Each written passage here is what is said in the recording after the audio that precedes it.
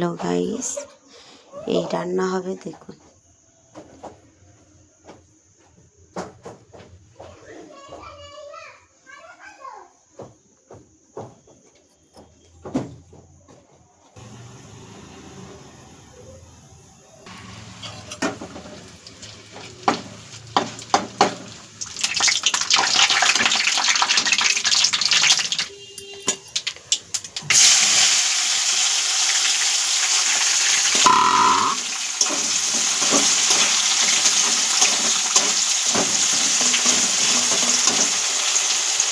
তারপর 5 মিনিট নাড়ার পরে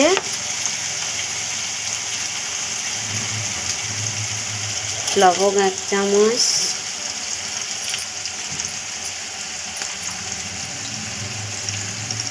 ঝাল 1 চামচ,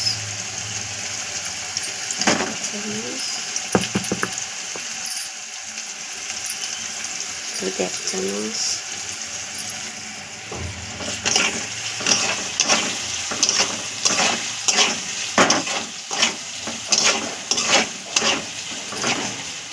পাঁচ মিনিট ফের নাড়ার 5 মিনিট নাড়ার পরে এরকম কালার এলে এই শুটকি মাছটা এতে দিয়ে দেবে।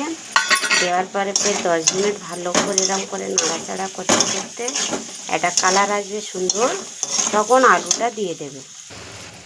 10 মিনিট নাড়ার পরে আলুটা দিয়ে ভালো করে 10 মিনিট নাড়াচাড়া করার পরে সুন্দর একটা কালার আসবে, তারপরে জল দেবে।